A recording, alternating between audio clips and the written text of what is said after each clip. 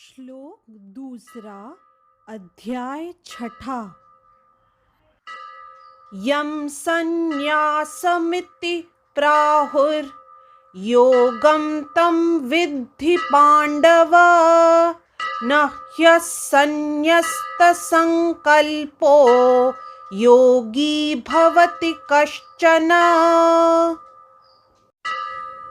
इस श्लोक में श्री कृष्ण अर्जुन को कहते हैं, हे पांडुपुत्र, जिसे संन्यास कहते हैं उसे ही तुम योग अर्थात परब्रह्म से युक्त होना जानो, क्योंकि इंद्रिय तृप्ति के लिए इच्छा को त्यागे बिना कोई भी योगी नहीं हो सकता। यदि इस श्लोक का विस्तार करें तो वास्तविक संन्यास योग या भक्ति का अर्थ है कि जीवात्मा अपनी स्वाभाविक स्थिति को जाने और तदानुसार कर्म करे। जीवात्मा का अपना स्वतंत्र अस्तित्व नहीं होता, वह परमेश्वर की तटस्था शक्ति है। जब वह माया के वशीभूत होता है तो वह बुद्ध जीव हो जाता है, किंतु जब वह कृष्ण भावना भावित रहता है अर्थात आध्यात्मिक शक्ति में सजग रहता है तो वह अपनी सहज स्थिति में होता है।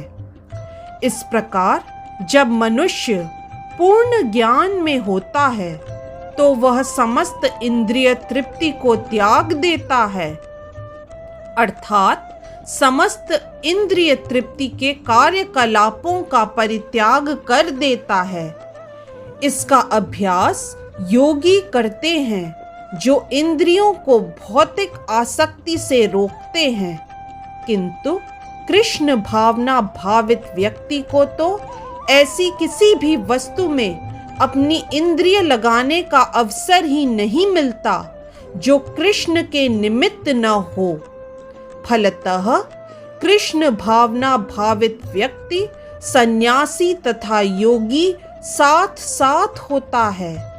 ज्ञान तथा इंद्रिय निग्रह योग के ये दोनों प्रयोजन कृष्ण भावनामृत द्वारा स्वतः पूरे हो जाते हैं। यदि मनुष्य स्वार्थ का त्याग नहीं कर पाता तो ज्ञान तथा योग व्यर्थ रहते हैं। जीवात्मा का मुख्य ध्येय तो समस्त प्रकार की आत्म तृप्ति को त्याग कर परमेश्वर की तुष्टि करने के लिए तैयार रहना है। कृष्ण भावना भावित व्यक्ति में किसी प्रकार की आत्म तृप्ति की इच्छा नहीं रहती।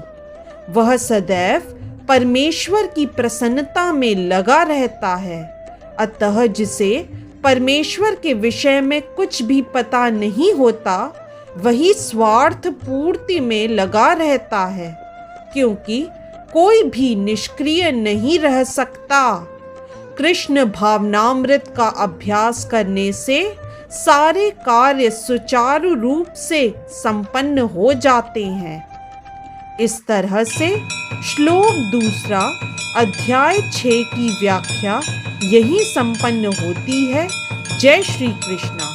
यदि आज का वीडियो आपको पसंद आया तो कृपया लाइक, सब्सक्राइब, कमेंट और शेयर करना न भूलें। चैनल का नाम है मिस्टिक फेथ।